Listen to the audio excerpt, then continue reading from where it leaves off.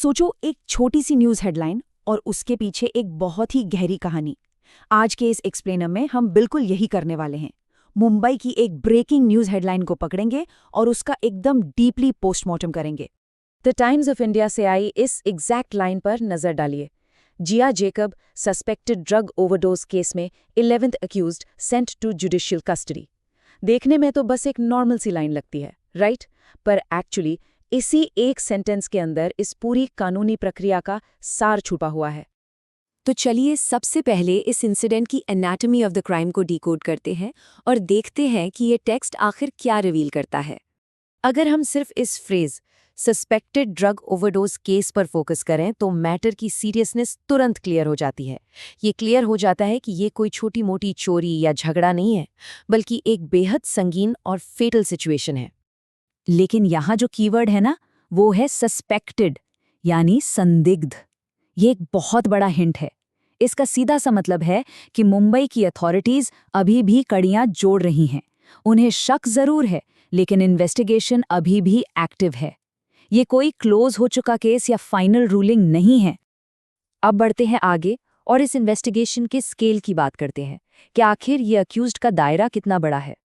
अब आते हैं इस हेडलाइन के सबसे सरप्राइजिंग एलिमेंट पर, और वो है ये नंबर 11। सोचिए, एक सिंगल ओवरडोज केस में 11वें आरोपी की एंट्री।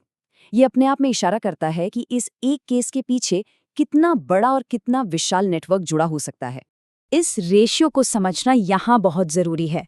जिया जेकब यहाँ कोई आइसोलेटेड सस्पेक्ट नहीं है, बल्कि वो तो इस नेटवर्क की सिर्फ लेटेस्ट एडिशन है, जहाँ 10 लोग तो पहले से ही इस पूरे मामले में फंसे हुए हैं। आमतौर पर क्या होता है, एक स्टैंडर्ड ओवरडोज का केस एक अकेली आइसोलेटेड घटना होती है, लेकिन इसे कंपेयर करें इस 11 लोगों के इन्वेस्टिगेशन नेटवर्क से, तो ये पूरा सिनेरियो एकदम अलग ही लेवल पर चला जाता है। ये दिखाता है कि ये केस एक नॉर्मल इंसिडेंट से बहुत बहुत आगे निकल चुका है। चलिए अब आते हैं द लेटेस्ट लीगल स्टेटस पर और देखते हैं कि जस्टिस सिस्टम में जिया जेकब की करंट पोजीशन आखिर क्या है। Sent to judicial custody. सिर्फ इस एक छोटे से फ्रेज पर फोकस करने से ही ये बात बिल्कुल कंफर्म हो जाती है कि आप जिया जेकब के खिलाफ एक फॉर्मल और डिसाइसिव लीगल एक्शन लिया जा चुका है। जुडिशियल कस्टडी यानी न्यायिक हिरासत। इसका सीधा सा मतलब बस यही है कि लीगल सिस्टम ने अब इस व्यक्ति को फॉर्मली अपनी कस्टडी में रख लिया है। हेडलाइन में इस टर्म का आना मुंबई जस्टिस प्रोसेस का एक बहुत ही ठोस और ऑफिशियल कदम है। तो अब ध्यान दीजिए कि हमने आखिर क्या क्या अनकवर किया है। द टाइम्स ऑफ इंडिया की ये खबर, कोर इशू है सस्पेक्टेड ड्रग ओवरडोज। इन्वेस्टिगेशन पहुंच चुकी है 11वें आरोपी तक, नाम है जिया जेकब और करंट स्टेटस है जुडिशियल कस्टडी। कमाल की बात है ना कि सिर्फ एक सिंगल सेंटेंस के अंदर से हमने कितनी सारी स्ट्रक्चर्ड फैक्चुअल इन्फॉर्मेशन एक्सट्रैक्ट कर ली।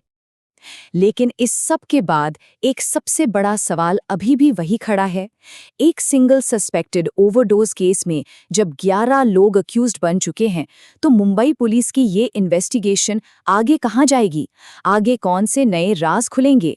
जैसे जैसे ये द टाइम्स ऑफ इंडिया की स्टोरी आगे बढ़ेगी, इस पर नज़र बनाए रखना वाकई बहुत दिलचस्प होने वाला है।